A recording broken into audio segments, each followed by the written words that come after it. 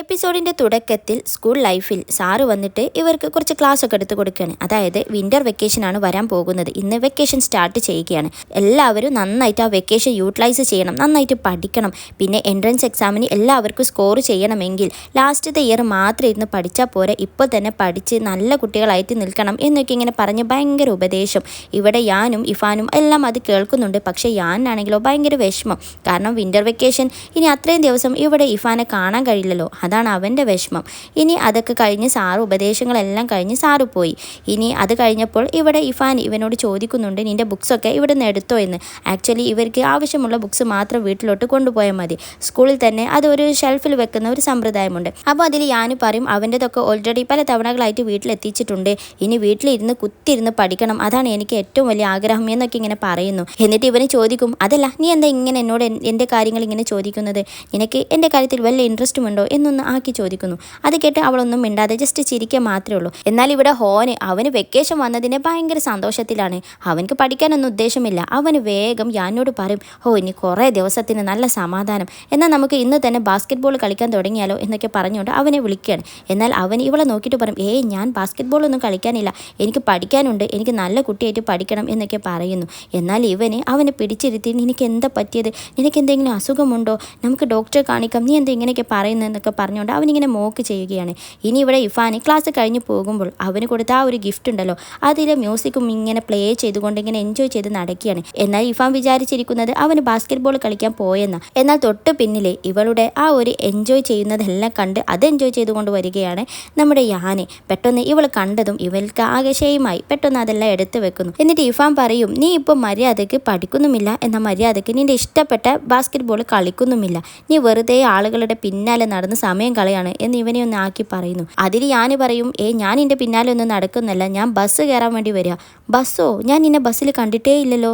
അതിൽ അപ്പോൾ നീ എന്നെ ബസ്സിൽ സെർച്ച് ചെയ്യുന്നുണ്ടായിരുന്നു. അതിലിവൾ പറയും, ഞാൻ സെർച്ച് ചെയ്യുന്നൊന്നുമില്ല, പക്ഷേ എനിക്ക് നിന്നെ കണ്ടതായിട്ട് ഓർമ്മയില്ല.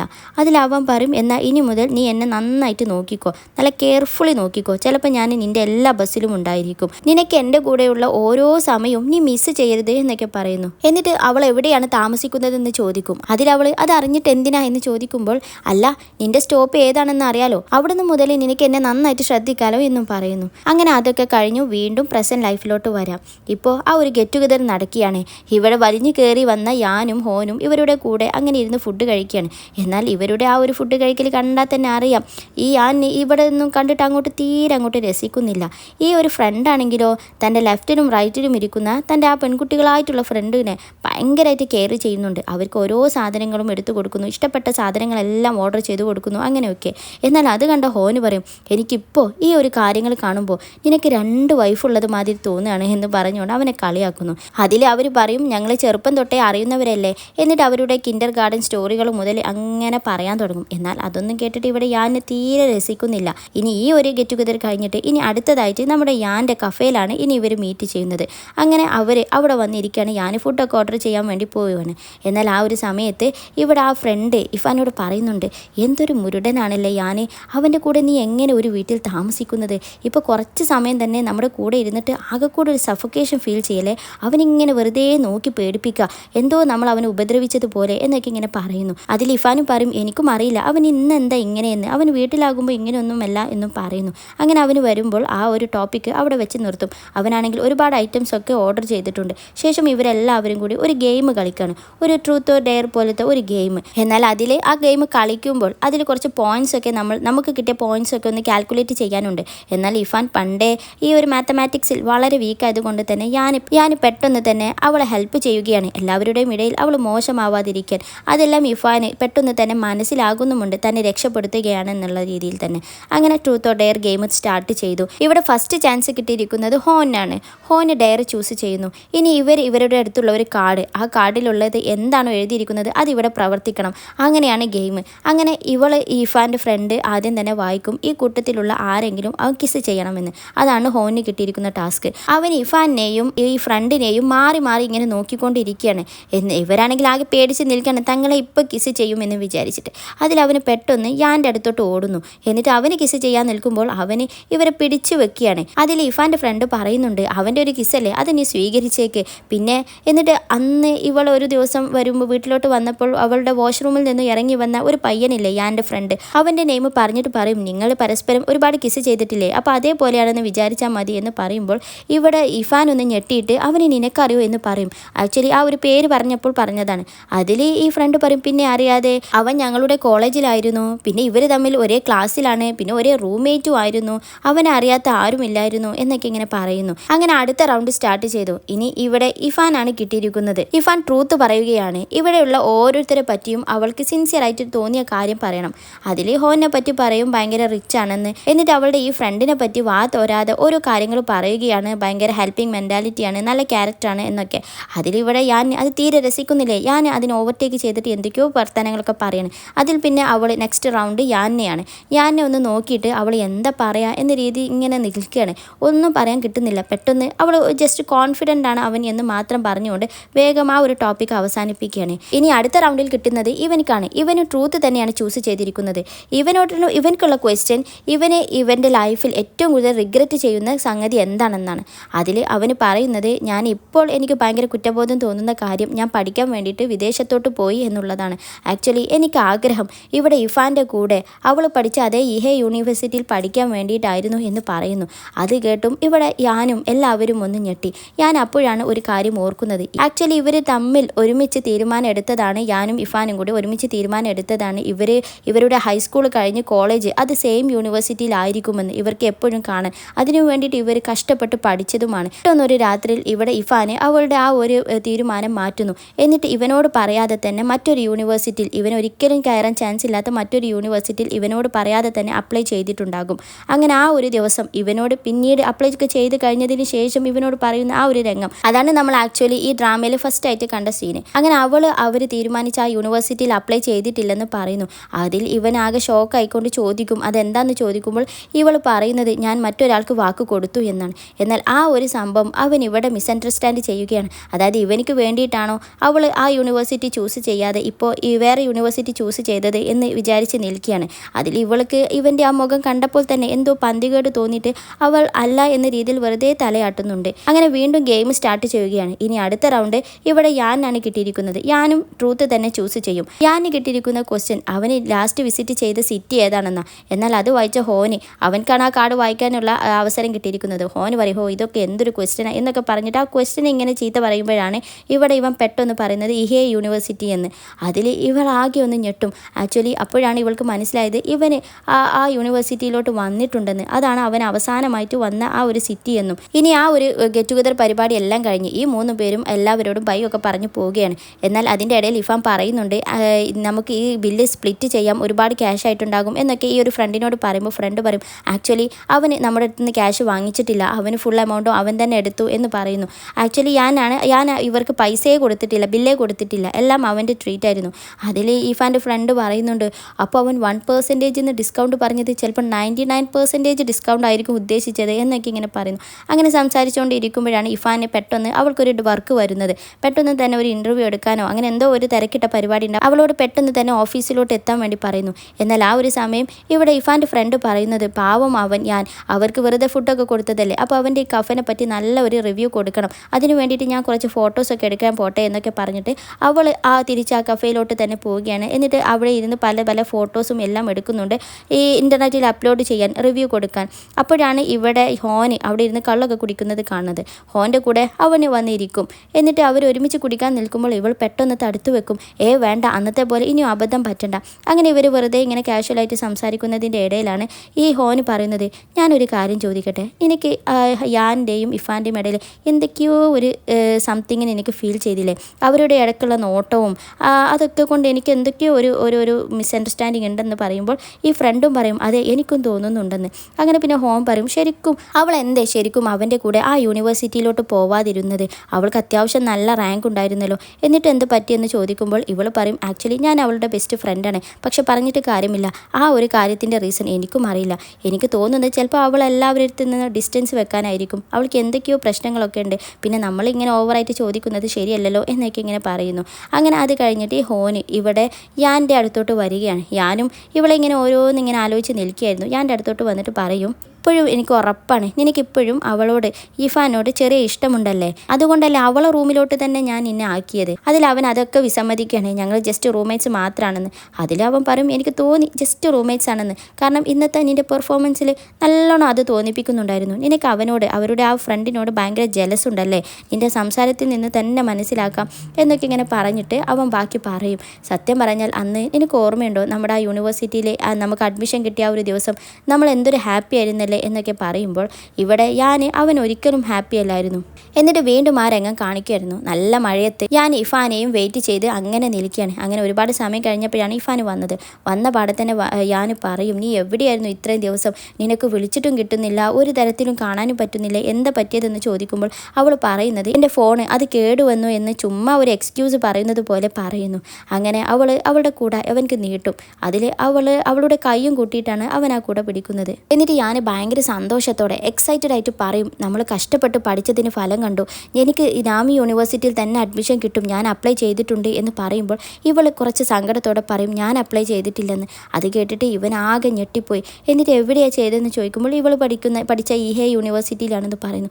അതിൽ പിന്നെ ഇവൾക്ക് ആകെ വല്ലാണ്ടായി, കാരണം ഇനി ഒന്നും ചെയ്യാനില്ല. ഇവൾ ഓൾറെഡി അവിടെ ചെയ്തിട്ടുണ്ടാകുമെന്നും വിചാരിച്ച് അപ്ലൈ ചെയ്തതാണ് ഇവന്. പിന്നെ ഇവർ തമ്മിലുള്ള കമ്മ്യൂണിക്കേഷൻ അവൾ മനഃപൂർവ്വം അവോയ്ഡ് ചെയ്യുകയായിരുന്നു. അങ്ങനെ ചുരുക്കി പറഞ്ഞാൽ ഇവർ രണ്ടുപേരും ഇനി ഡിഫറെൻറ്റ് യൂണിവേഴ്സിറ്റിയിലാണ് പഠിക്കാൻ പോകുന്നത്. എന്നിട്ട് ഇവൻ സങ്കടത്തോടെ തന്നെ ചോദിക്കും, എന്തുകൊണ്ടാണ് പ്ലാൻ മാറ്റിയതെന്ന് ചോദിക്കുമ്പോൾ ഞാൻ മറ്റൊരാൾക്ക് വാക്ക് കൊടുത്തിട്ടുണ്ടെന്നും പറയുന്നു. പിന്നെ അത് മാത്രമല്ല, ഇനി എൻ്റെ പിന്നാലെ ഇങ്ങനെ നടക്കുന്നത് സത്യം പറഞ്ഞാൽ എനിക്ക് ഭയങ്കര വെറുപ്പാണ്, എനിക്ക് എൻ്റെതായിട്ടുള്ളൊരു സ്പേസ് വേണം, എനിക്കത് ഭയങ്കര അനോയിങ് ആണ് എന്നൊക്കെ പറഞ്ഞിട്ട് ഇവൻ ഇങ്ങനെ കുറ്റം പറയുന്നു. അതൊക്കെ കേട്ട് ഇവൻക്ക് അങ്ങോട്ട് താങ്ങാൻ കഴിയുന്നില്ല. അങ്ങനെ ആ ഒരു കൂടിക്കാഴ്ച ഇവൻക്ക് ഭയങ്കര വിഷമമായിക്കൊണ്ടാണ് ഇവൻ തിരിച്ച് വീട്ടിലോട്ട് വരുന്നത്. എന്നിട്ട് അവൻ ഒരേ ഇരിപ്പ് ഭയങ്കര കരഞ്ഞുകൊണ്ടാണ് ഇരിക്കുന്നത്. എന്നിട്ട് അവൾ പറഞ്ഞ ഓരോ വേർഡും അങ്ങനെ മനസ്സിലിങ്ങനെ ആലോചിക്കുകയാണ്. എന്നാൽ അതേ റൂമിൽ ഇവിടെ ഹോന് വന്നിട്ടുണ്ട്. ഹോനാണെങ്കിൽ ഭയങ്കര ഹാപ്പിയാണ്, കാരണം ഹോൻ്റെ ഒരു കപ്പാസിറ്റി അനുസരിച്ചിട്ടൊന്നും ഈ നാമി യൂണിവേഴ്സിറ്റിയിൽ അഡ്മിഷൻ കിട്ടില്ല. എന്തായാലും അവൻ മെനക്കെട്ടിട്ട് നന്നായിട്ട് പഠിച്ച് അവിടെ നേടിയെടുത്തിട്ടുണ്ട്. അവൻ്റെ ഗ്രാൻഡ് പാരൻസ് ഒക്കെ ഭയങ്കര ഹാപ്പി ആയിരിക്കും ഇതറിഞ്ഞ എന്നൊക്കെ പറഞ്ഞുകൊണ്ട് അവൻ തുള്ളിച്ചാടുകയാണ്. എന്നാൽ ഇവൻ നേരെ ഓപ്പോസിറ്റും. ഇനി ആ ഒരു മെമ്മറിയൊക്കെ കഴിഞ്ഞ് ഇവിടെ ഈ ഒരു ഫ്രണ്ടിൻ്റെ കൂടെ ഇഫാന് അവളുടെ വർക്കിന് വേണ്ടി പോവുകയാണ്. ഇഫാനും ആ വണ്ടിയിലിരുന്ന് എന്തൊക്കെയോ ആലോചിച്ച് കൂട്ടുകയാണ്. എന്നാൽ ഇവളുടെ മുഖം കണ്ടിട്ട് ഈ ഫ്രണ്ട് പറയും, നിനക്കൊരു മാറ്റവുമില്ല, പഴയ ആ ഒരു മൂക സ്വഭാവം, ഒന്നിനോടും ഇൻട്രസ്റ്റ് ഇല്ലോ, എന്തിനോ വേണ്ടിയിട്ട് ജീവിക്കുന്ന ഒരു ലൈഫ് എന്നൊക്കെ പറഞ്ഞുകൊണ്ട് അവളിങ്ങനെ ഉപദേശിക്കുന്നുണ്ട്. എന്നിട്ട് അവളോട്, ഞങ്ങളൊക്കെ സാധാരണ ഞങ്ങൾക്ക് സങ്കടം വരുമ്പോൾ കരയും, പിന്നെ സന്തോഷം വരുമ്പോൾ ചിരിക്കും, അങ്ങനെയൊക്കെയാണ്, അതുപോലത്തെ എന്തെങ്കിലും എക്സ്പ്രഷൻ ഇട്. നമ്മൾ 3 പേരുമുള്ള ആ ഒരു ഗ്രൂപ്പിൽ തന്നെ ഞങ്ങൾ എന്തെങ്കിലും ഡിസ്കസ് ചെയ്താൽ നിൻ്റെ റീപ്ലൈ ഒന്നുകിൽ ഓക്കെ അല്ലെങ്കിൽ അങ്ങനെ എന്തെങ്കിലുമായിട്ട് ചെറുതായിട്ട് ചുരുങ്ങിപ്പോകും എന്നൊക്കെ ഇങ്ങനെ പറയുന്നുണ്ട്. പിന്നെ അവനൊരു പ്രോമിസും ചെയ്യിപ്പിക്കുന്നുണ്ട്, അതായത് ഇവൾക്ക് ഫ്യൂച്ചറിൽ എന്തെങ്കിലും ഒരു പ്രശ്നം വന്നാൽ തന്നോട് ആദ്യം പറയുമെന്ന്. എന്നാൽ അവളും ജസ്റ്റ് ഓക്കെ എന്നൊക്കെ പറയുന്നു. അത് ശരിക്കുമുള്ളൊരു പ്രോമിസ് അല്ല ഇവൾക്ക്. ഇനി അവളുടെ ഡ്യൂട്ടിയും എല്ലാം കഴിഞ്ഞ് അവൾ തിരിച്ച് വീട്ടിലെത്തിയപ്പോഴേക്കും നല്ലോണം ലേറ്റ് ആയിട്ടുണ്ട്. റൂമിലാണെങ്കിൽ ലൈറ്റ് ഒന്നുമില്ല. അതിൽ പെട്ടെന്ന് അവൾ ഫോൺ നോക്കുമ്പോഴാണ് ഇവിടെ യാൻ്റെ മെസ്സേജ് വന്ന് കിടക്കുന്നത്. അതായത് അവൻ ഇന്ന് അവളുടെ റൂമിലോട്ട് വരില്ല, കഥ കടച്ച് കിടക്കാൻ വേണ്ടി പറയാണ്. നമ്മൾ തമ്മിലുള്ള പ്രോമിസ് ആയിരുന്നല്ലോ 10 മണിൻ്റെ മുന്നെങ്കിലും വീട്ടിലെത്താൻ ശ്രമിക്കണം എന്നൊക്കെ ടൈപ്പ് ചെയ്യും. പക്ഷേ അവൾ അത് മായ്ച്ചിട്ട് ജസ്റ്റ് ഓക്കെ അയക്കുന്നു. എന്നാൽ ആ ഒരു ഓക്കേൻ്റെ റീപ്ലൈ ഇവിടെ വന്നിട്ട് യാൻ്റെ ഭയങ്കര വിഷമം വരും. കാരണം ഇവൾക്ക് എന്ത് പറ്റിയെന്നോ ഒന്നും അവൾ അന്വേഷിക്കുന്ന പോലുമില്ല. എന്താണെങ്കിലും ആ ഒരു ഓക്കെ. പിന്നെ ഇഫാന് അവളുടെ ഡെയിലി റുട്ടീനും ഡെയിലി വർക്കിലൊക്കെ ഭയങ്കര ബിസിയായി. എല്ലാം കഴിഞ്ഞ് രാത്രി എത്തുമ്പോൾ പതിവ് പോലെ യാൻ ഉണ്ടാകില്ല, പകരം മെസ്സേജ് അയക്കും, ഇന്നും വരില്ല, കഥ കടച്ച് കിടക്കാൻ. അങ്ങനെ ഇതിങ്ങനെ റിപ്പീറ്റ് ചെയ്തുകൊണ്ടേയിരുന്നു. അവൾ എല്ലാത്തിനും ജസ്റ്റ് ഒരു ഓക്കെ മെസ്സേജ് മാത്രമേ ഉള്ളൂ. എന്നാൽ അവൾക്ക് കൂടുതലായിട്ട് അറിയണമെന്നുണ്ട്. പക്ഷെ വേറൊരാളുടെ ലൈഫിൽ അധികം അങ്ങോട്ട് ഇടപെടുന്നത് അവളുടെ ഒരു ശീലമല്ല. അതുകൊണ്ട് ജസ്റ്റ് ഒരു ഓക്കെ മാത്രമേ ഉള്ളൂ അവൾക്ക് റിപ്ലൈ. ഇനി അതിൻ്റെ ഇടയിൽ സങ്കടപ്പെട്ടിരിക്കുന്ന യാന് വേറൊരു കാര്യം കൂടി ആലോചിക്കുന്നുണ്ട്. അവരുടെ സ്കൂൾ ലൈഫ് തന്നെ. അവർ ഒരു ദിവസം എത്ര തുള്ളിച്ചാടി നടക്കുന്നൊരു പയ്യനായിരുന്നു എന്നറിയോ. അതും ഇവളെ കാണാൻ വേണ്ടിയിട്ട് സ്കൂളൊക്കെ തുടങ്ങുന്നതിന് എത്രയോ മുന്നേ അവന് ഭയങ്കര എക്സൈറ്റഡ് ആയിട്ട് നേരത്തെ തന്നെ വീട്ടിൽ നിന്ന് ഇറങ്ങും. അമ്മ അവനോട് ഫുഡൊക്കെ കഴിച്ചിട്ട് ഇറങ്ങാൻ വേണ്ടി പറയുമ്പോൾ അവന് വഴിയിൽ നിന്ന് കഴിച്ചോളാം എന്നും പറഞ്ഞുകൊണ്ട് എത്രയും പെട്ടെന്ന് അവളുടെ അടുത്തെത്തണം, അതായിരുന്നു അവൻ്റെ ലക്ഷ്യം. അവൻ തുള്ളിച്ചാടി കൊണ്ട് തന്നെ അങ്ങനെ പോകും. എന്നിട്ട് ബസ്സിലെ ആദ്യത്തെ ആളും ഇവൻ തന്നെയാണ്. ബസ് ഒരിക്കലും മിസ്സാവാൻ പാടില്ല. എന്നിട്ട് എല്ലാവരും വരുന്നതിന് മുന്നേ തന്നെ അവൻ ഇരുന്ന് നല്ലോണം എൻജോയ് ചെയ്യുകയാണ്. പിന്നെ അവൾക്ക് വേണ്ടിയിട്ട് പ്രത്യേകം സീറ്റൊക്കെ റിസർവ് ചെയ്ത് വെക്കും. പിന്നെ അവളുടെ സ്റ്റോപ്പിൽ എത്തിയപ്പോൾ അവൾ കയറി. എന്നിട്ട് കുറച്ച് നേരം അവൾ അങ്ങനെ നോക്കിയിട്ട് പിന്നെ ഇവൻ്റെ സീറ്റിൽ നിന്ന് എഴുന്നേറ്റിട്ട് അവളോട് പറയും ഇവിടെ സീറ്റ് ഉണ്ട്, നീ ഇരുന്നോ എന്ന്. അതിൽ അവൾ കയറി ഇരുന്നിട്ട് പിന്നെ ഇവനോട് ചോദിക്കും നീ എന്താ ഇരിക്കാത്തതെന്ന്. അതിലവൻ പറയും ഞാൻ ഒരുപാട് നേരമായി ഇരിക്കുന്നു, കാല് കഴിക്കുന്നു, അതുകൊണ്ടാണ് എന്ന് പറയുന്നു. പിന്നെ അവർ അങ്ങനെ പോകുമ്പോഴെല്ലാം ഇവനിങ്ങനെ ഒളിക്കണ്ണിട്ടുകൊണ്ട് ഇങ്ങനെ നോക്കുന്നുണ്ട്. പിന്നെ അതെല്ലാം ഒരു ചെറിയ സീനിൽ ഇങ്ങനെ കാണിക്കുന്നു. അത് കഴിഞ്ഞ് ഇഫാൻ്റെ തൊട്ടടുത്തിരിക്കുന്ന പെൺകുട്ടി അവളുടെ സ്റ്റോപ്പെത്തിയപ്പോൾ ഇറങ്ങി. അതോടുകൂടി ഞാൻ ആ സീറ്റും കിട്ടി. പിന്നെ അവർ വീണ്ടും അങ്ങനെ കണ്ണും നോക്കി അങ്ങനെ പോവുകയാണ്. ഇനി അതൊക്കെ കഴിഞ്ഞിട്ട് ഇവിടെ ഇഫാന് അവൾ പതിവ് പോലെ അവളുടെ ആ ജോലിക്ക് വന്നതാണ്. എന്നാൽ പുറത്ത് അവളെയും വെയിറ്റ് ചെയ്തുകൊണ്ട് അവളുടെ അമ്മ നിൽക്കുന്നുണ്ട്. അമ്മയും ഇവളും ചെറിയ പ്രശ്നത്തിലാണ്. ആ കഥകളെല്ലാം വഴിയെ പറയാം. അമ്മ വന്നിരിക്കുന്നത് ഇവർക്കൊരു ഫെസ്റ്റിവൽ വരുന്നുണ്ട്, ഒരു ചൈനീസ് ന്യൂ ഇയർ. അപ്പോൾ അതിൻ്റെ പ്രത്യേകത എന്ന് വെച്ചാൽ എല്ലാവരും വീട്ടിലോട്ട് ഇൻവൈറ്റ് ചെയ്യും, പല പല ഗസ്റ്റുകളും വരും. എന്നിട്ട് എല്ലാവരും ഒരുമിച്ച് ഫുഡ് കഴിക്കും. മെയിനായിട്ടുള്ള ഒരു പരിപാടി എന്ന് പറഞ്ഞാൽ ഫാമിലി ഗാദറിംഗ് ആണ്. അപ്പോൾ അതിനു വേണ്ടിയിട്ട് എല്ലാവരും വരും. അപ്പോൾ ഇവിടെ ഇഫാൻ്റെ അമ്മ അവളെ ആ ഒരു പരിപാടിക്ക് ക്ഷണിക്കാൻ വേണ്ടി വന്നിരിക്കുകയാണ്. അമ്മ പറയുന്നത് അവൾ ഇവിടെയാണ് വർക്ക് ചെയ്യുന്നതെന്ന് ആ ഒരു സ്റ്റെപ്പ് സിസ്റ്റർ ഉണ്ടല്ലോ അത് പറഞ്ഞ് അറിഞ്ഞതാണ്. പിന്നെ എനിക്ക് ഇങ്ങോട്ട് വരാൻ ചെറിയൊരു പ്രശ്നം ഉണ്ടായിരുന്നു, നീ എങ്ങനെ എന്നെ അക്സെപ്റ്റ് ചെയ്യുമെന്ന് അറിയില്ലല്ലോ, പിന്നെ വരാതിരിക്കാൻ തോന്നിയില്ല എന്ന് പറയുമ്പോൾ അതിൽ ഇവൾ ചോദിക്കും ആ ഒരു ഫെസ്റ്റിവലിന് എന്നെ ഇൻവൈറ്റ് ചെയ്യുന്നുണ്ടല്ലോ, അതിന് നിങ്ങളുടെ വീട്ടിലോട്ട് എനിക്ക് വരാൻ വേണ്ടിയിട്ട് എൻ്റെ ആ സ്റ്റെപ്പ് സിസ്റ്റർ അവൾ അനുവാദം തന്നിട്ടുണ്ടോ എന്ന് ചോദിക്കുന്നു. അതിൽ അമ്മ പറയും ഞാൻ ചോദിച്ചു, അവൾ ഓക്കെ ആണെന്ന്. എന്നാൽ അത് കേട്ട് ഇഫാൻ ഒന്ന് ചിരിക്കുകയാണ്. കാരണം ഇത്രയും ചെറിയ ഒരു കാര്യം വരെ ഈ അമ്മക്ക് അവളുടെ ആ ഒരു സ്റ്റെപ്പ് സിസ്റ്ററിനോട് അനുവാദം ചോദിക്കണം. എന്നിട്ട് ഇവൾ ജസ്റ്റ് ഒന്ന് പുച്ഛിച്ചുകൊണ്ട് അവിടെ നിന്നും പോവുകയാണ്. അതിൽ അമ്മ എന്തായാലും വരണം എന്നൊക്കെ പറഞ്ഞുകൊണ്ട് അവളെ ഇങ്ങനെ ഇൻവൈറ്റ് ചെയ്തുകൊണ്ടേയിരിക്കുകയാണ്. ഇവിടെ ഞാനാണെങ്കിലോ വീണ്ടും ദിവസങ്ങളോളം ആ കഫേയിൽ തന്നെയാണ് സ്പെൻഡ് ചെയ്യുന്നത്. രാത്രിയെല്ലാം അവിടെ പുറത്തൊന്നും ഇറങ്ങാതെ അങ്ങനെ നടക്കുകയാണ്. അങ്ങനെ അപ്പോഴാണ് ഒരു ദിവസം ഇവിടെ ഇഫാൻ്റെ ഫ്രണ്ട് അവനെ കാണുന്നത്. ഹോനോട് കാര്യം ചോദിക്കുമ്പോൾ ഹോൻ പറയും എന്താ സംഭവം എന്നറിയില്ല, ഇപ്പോൾ കുറച്ചായിട്ട് ഇവിടെ ഇങ്ങനെ ഈ കിടത്തം തന്നെയാണ്, മിക്കവാറും അവൻ്റെ ഫെസ്റ്റിവലും ഇവിടെ ഈ ഒരു ഉള്ളിൽ തന്നെ ആയിരിക്കും എന്നും പറയുന്നു. അത് കഴിഞ്ഞ് ഈ ഫ്രണ്ട് ഇഫാനോട് വീഡിയോ കോളിൽ ചോദിക്കുകയാണ് എന്താ പ്രശ്നം എന്ന്. അവൻ ഇവിടെ ഈ കഫേയിലാണല്ലോ രാത്രി കിടക്കുന്നതെന്ന് പറയുമ്പോൾ ഇഫാൻ ആക്ച്വലി അപ്പോഴാണ് അത് അറിയുന്നത്. ഇഫാൻ പറയുന്നത് എനിക്കറിയില്ല, ഞങ്ങൾ തമ്മിൽ അങ്ങനെ സംസാരിക്കാറൊന്നുമില്ല. ഞങ്ങൾ സത്യം പറഞ്ഞാൽ ഒരു വീട്ടിൽ 2 അപരിചിതർ താമസിക്കുന്നു, അങ്ങനത്തെ ഒരു സെറ്റപ്പാണ്, ഞങ്ങൾ സംസാരിക്കാറ് പോലും ഇല്ല എന്നൊക്കെ ഇങ്ങനെ പറയുന്നുണ്ട്. അങ്ങനെ അവർ സംസാരിച്ചൊക്കെ അങ്ങനെ പോവുകയാണ്. എന്നിട്ട് ഇഫാൻ്റെ ഫ്രണ്ടിനെ അവളുടെ ആ ഒരു റിവ്യൂ ഇടാൻ വേണ്ടിയിട്ട് അവൾ ഫോട്ടോ എടുത്ത് നടക്കായിരുന്നല്ലോ. അതെല്ലാം കഴിഞ്ഞിട്ട് അവൾ വീട്ടിലോട്ട് പോകുമ്പോൾ ഫോനും ഇവൾക്ക് കൂട്ടുവരുന്നുണ്ട്. അതിൽ ഇവൾ പറയും ഇനി വരേണ്ട ആവശ്യമില്ല, എൻ്റെ വീട് ഏകദേശം എത്തി എന്നൊക്കെ പറയുന്നു. അപ്പോഴാണ് ഇവളുടെ വീട്ടിൽ നിന്നും ഇവളുടെ വീട്ടിലെ ആ കുട്ടികളെല്ലാവരും കൂടി ഇവരെ 2 പേരും ഒരുമിച്ച് കണ്ട് തെറ്റിദ്ധരിച്ചിട്ട് ഇവരുടെ ബോയ് ഫ്രണ്ടാണെന്ന് വിചാരിച്ചിരിക്കുന്നു. എന്നിട്ട് ആർപ്പും വിളിയും കൂട്ടാണ്. അതിൽ അവളുടെ അമ്മ വന്നിട്ട് പറയും അങ്ങോട്ട് നോക്കാൻ പാടില്ല, നീ പിന്നെ ഇവളോട് ചോദിക്കും ആരാ നിൻ്റെ ഫ്രണ്ടാണോ, ഫ്രണ്ടിനോട് കോഫി കുടിക്കാൻ വരാൻ പറയും എന്നൊക്കെ പറയുന്നു. ആക്ച്വലി അവരും എല്ലാവരും തെറ്റിദ്ധരിച്ചിരിക്കുക, ഇവർ തമ്മിൽ എന്തോ റിലേഷൻ ഉണ്ടെന്ന്. അമ്മയൊക്കെ ഭയങ്കര ഹാപ്പിയാണ്. അതിൽ ഇവൾ അങ്ങനെ ഒന്നുമില്ല എന്നൊക്കെ പറയുന്നു. എന്നിട്ട് ഇവനോട് പറയും നിനക്ക് കോഫിയൊന്നും വേണ്ടല്ലോ ശരിക്കും. അതിൽ അവനും പറയും വേണ്ട, അവരെന്നെ തെറ്റിദ്ധരിച്ചിരിക്കാൻ തോന്നുന്നു. അതിൽ ഇവളും പറയും ശരിക്കും, എന്തായാലും ഞാൻ പോട്ടെ എന്ന് പറഞ്ഞുകൊണ്ട് അവൾ ഓടിപ്പോവുകയാണ്. അതിൻ്റെ ഇടയ്ക്കാണ് ഇവൻ്റെ ഗ്രാൻഡ് മദർ അവനെ വിളിക്കുന്നത്. എന്നിട്ട് ഈ ഗ്രാൻഡ് മദർ ആക്ച്വലി ഇവനുമായിട്ട് ചെറിയ പ്രശ്നത്തിലായിരുന്നു. അപ്പോൾ ഇപ്പോൾ വിളിച്ചിട്ട് ഇവനക്കൊരു ഗേൾ ഫ്രണ്ട് ഉണ്ടെന്ന് അറിഞ്ഞിട്ടുണ്ടോ, എന്താണ് അതിൻ്റെ പേരെന്ന് ചോദിക്കുമ്പോൾ ഇവൻ ആക്ച്വലി ഇവനുമായിട്ട് പിരിഞ്ഞു പോയ ആ ഗേൾ ഫ്രണ്ടില്ലേ അവളുടെ പേര് പറയുന്നു. അതിൽ അവൾ പറയും ഞാൻ അവളെ കാണാൻ വേണ്ടിയിട്ട് വരുന്നുണ്ടെന്ന് പറയുമ്പോൾ ഇവൻ ആകെ ഷോക്കാകും. ഇനി അത് കഴിഞ്ഞിട്ട് വീണ്ടും ഇവിടെ ഇഫാൻ്റെ രംഗം. ഇഫാന് പതിവ് പോലെ അവളുടെ വീട്ടിലോട്ട് വന്നപ്പോൾ വീണ്ടും ലൈറ്റൊന്നുമില്ല. അവൾ വിചാരിച്ചിരിക്കുന്നു ഇന്നും ഞാനില്ലെന്ന്. അങ്ങനെ അവൾ വെറുതെ ഫോൺ തുറന്നിട്ട് ഇങ്ങനെ നോക്കുമ്പോഴാണ് ഇവരുടെ തന്നെ മീഡിയ ഇവൻ്റെ പഴയ ഒരു വീട് കത്തിയ സമയത്ത് ഇവൻ്റെ ആ ഇൻ്റർവ്യൂ ഉണ്ടല്ലോ അതിൽ വെച്ചിട്ട് ഒരു സ്റ്റിക്കർ ഉണ്ടാക്കിയിട്ടുണ്ട്. ഈ ഒരു ചൈനീസ് ന്യൂ ഇയറിന് പുതിയതായിട്ട് ഇറക്കിയതാണ്. അത് ഭയങ്കര വൈറലായിട്ടുണ്ട്. അവൻ അതിൽ പറയുന്നുണ്ടല്ലോ ഞാൻ ഹാപ്പിയാണ്, നിങ്ങളെല്ലാവരും ഹാപ്പി ആയതുപോലെ എന്ന് പറയുന്നത്. അത് വെച്ചൊരു സ്റ്റിക്കറാണ്. അത് കണ്ട് ഇവളിങ്ങനെ നിൽക്കുമ്പോഴാണ് ഇവിടെ ഞാൻ പെട്ടെന്ന് വന്നിട്ട് പറയുന്നത് നീയും അത് എൻജോയ് ചെയ്യുകയാണോ എന്ന്. എന്നാൽ ഇവിടെ വീട്ടിൽ ആരുമില്ലെന്ന് വിചാരിച്ചിരിക്കുകയാണല്ലോ ഇഫാൻ പെട്ടെന്ന് അങ്ങോട്ട് ഞെട്ടുന്നു. എന്നിട്ട് ചോദിക്കും നീ എന്താ വന്നത് എന്ന്. അതിൽ അവൻ പറയും എനിക്ക് പിന്നെ വരണ്ടേ, ഞാനും കൂടെ റെൻറ്റ് കൊടുക്കുന്ന വീടല്ലെന്ന് പറയുന്നു. ഏതായാലും നിങ്ങളുണ്ടാക്കിയ സ്റ്റിക്കർ അടിപൊളിയാണ്, എൻ്റെ എല്ലാ ഫാമിലി ഗ്രൂപ്പിലും ഫ്രണ്ട്സിൻ്റെ ഗ്രൂപ്പിലും എല്ലാം വൈറലാണ്. പിന്നെ എൻ്റെ അമ്മയും സിസ്റ്ററും എല്ലാം ഇത് കണ്ടിട്ട് എന്നെ ഇപ്പോൾ കളിയാക്കാൻ തുടങ്ങിയിട്ടുണ്ട് എന്ന് പറയുന്നു. ശേഷം അവളുടെ റൂമിലോട്ട് പോകുമ്പോഴാണ് ഇവൻ എന്തൊക്കെയോ വാങ്ങി വെച്ചിട്ടുണ്ട്. ഇവൾ ഒരുപാട് ഐറ്റംസ് ഉണ്ടല്ലോ എന്ന് പറഞ്ഞപ്പോൾ ഞാൻ പറയും ആ മുകളിലത്തെ 2 തട്ട് എൻ്റെതാണെന്ന്, അതായത് ബാക്കി ഇവൾ എടുക്കാൻ പാടില്ലെന്നുള്ള രീതിയിൽ. അതിൽ അവൾ ജസ്റ്റ് അവളുടേതായിട്ടുള്ളൊരു ഡ്രിങ്ക് എടുത്തിട്ട് ഇങ്ങനെ കുടിക്കുകയാണ്. അപ്പോഴാണ് ഇവൾ നോട്ട് ചെയ്യുന്നത് ഇവൾ വാങ്ങിച്ചു വെച്ച ആ കോഫി പൗഡർ അതൊന്നും കാണുന്നില്ല. ചോദിക്കുമ്പോൾ അവന് പറയുന്നത് അത് ഞാൻ അറിയാതെ എടുത്ത് കുടിച്ചു, പകരം ഞാൻ വേറെ വാങ്ങിച്ചിട്ടുണ്ട്, അത് നീയും എടുത്തോ എന്ന് പറയുന്നു. ഇതിൽ ഇവൾ പറയും ഇവൻ്റെത് ഭയങ്കര എക്സ്പെൻസീവ് ആയിട്ടുള്ള കോഫി പൗഡർ അല്ലേ, അപ്പോൾ എന്നാൽ അതിൻ്റെ ക്യാഷ് നമുക്ക് ഷെയർ ചെയ്യാമെന്ന് പറഞ്ഞിട്ട് അതിന് എത്ര രൂപയെന്ന് ചോദിക്കുമ്പോൾ അവൻ പറയുന്നത് അത് പ്രശ്നമില്ല, ഞാൻ നിൻ്റെത് കുടിച്ചല്ലോ, അപ്പോൾ അതിന് പകരമായിട്ട് എടുത്താൽ മതി എന്ന് പറയും. പിന്നെ അവൾ അവളുടെ റൂമിലോട്ട് പോകാൻ നേരം പറയും ഫ്രിഡ്ജിലും ഒരുപാട് സാധനങ്ങളുണ്ട്, ഇതും നിനക്ക് വേണമെങ്കിൽ എടുക്കട്ടോ, നിനക്കറിയാലോ ഞാൻ അധികം കുക്കൊന്നും ചെയ്യാറില്ലെന്ന്, പിന്നെ വെറുതെ കേട് വന്ന് പോകും, നിനക്ക് വേണമെങ്കിൽ എടുക്കാമെന്നും പറയുന്നു. അപ്പോൾ അവൾ അതിൻ്റെയും ക്യാഷ് ചോദിക്കും ടോട്ടൽ എത്ര എന്ന്. അവൾക്ക് എല്ലാം ഒന്ന് വെറുതെ കഴിക്കുന്നതിന് എന്തോ ഒരു ഷെയിം. അവർ ഓൾറെഡി തീരുമാനിച്ചതാണ് ഇവിടെ എത്തുമ്പോൾ നമ്മൾ വാങ്ങിക്കുന്ന സാധനങ്ങളെല്ലാം ഡിവൈഡ് ചെയ്യാമെന്ന്.